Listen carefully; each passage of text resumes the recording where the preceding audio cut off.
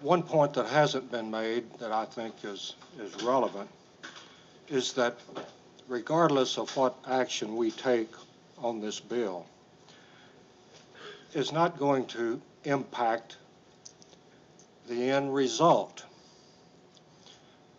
The council is not going to change or reject the decision of an arbitrator.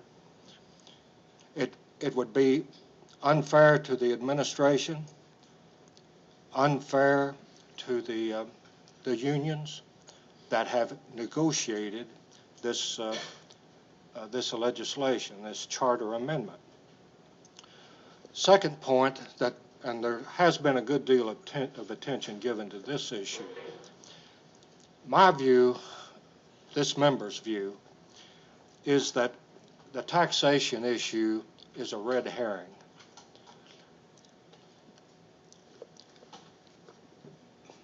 Month in and month out, we consider legislation and vote on legislation that impacts on our budget.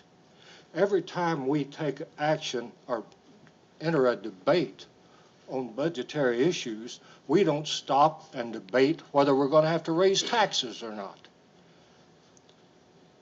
I submit that this issue is irrelevant virtually in our discussion this evening.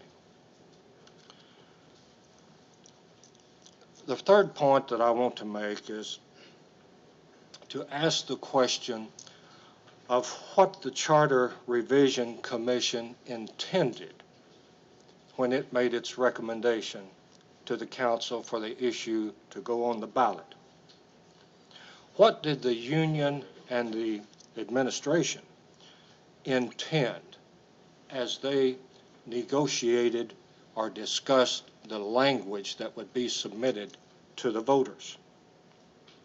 What did the council intend when it took final action on the language that would be presented in the referendum?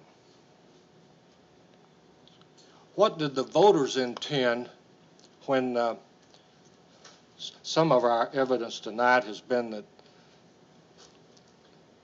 over 80% voted for the referendum? Some other testimony has been that it was under 80%. I think I've heard the term 78%. But whether it was 78% or 82% that supported this issue, what did those voters intend?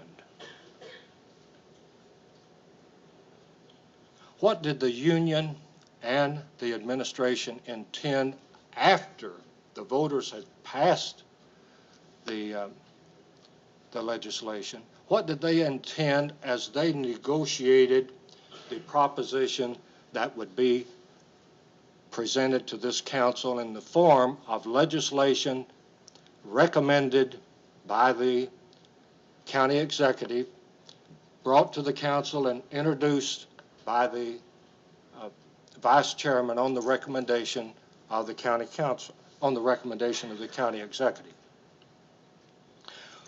What does the council intend as it introduced this legislation that was recommended by the and introduced at the request of the county executive? This member would submit that the answer is the same to all of these questions, that these entities believe that binding arbitration meant what it says, binding arbitration. That's what has been negotiated and approved down the line for these many months.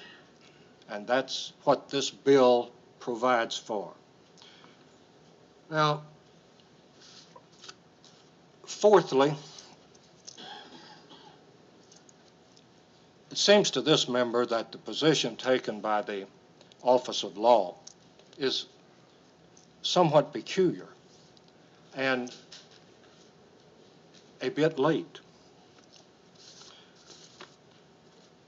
When the Office of Law gave its recommendation on this bill on February the 6th, there was nothing said about any problems or any issues. It's a 1.5-page summary that one must conclude the administration approves. Our own lawyer, Mr. Pollock, he didn't take a page and a half to express his view on the issue. He took 1/4 of a page, which said that, well, it's 2 sentences. This bill, so I just as well read it.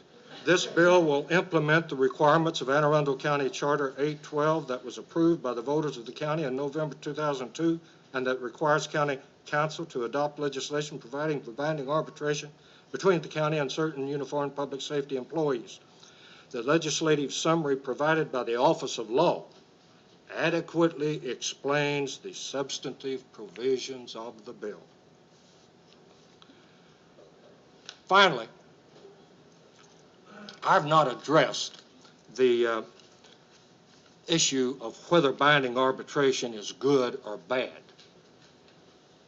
In this member's view, that's a moot question.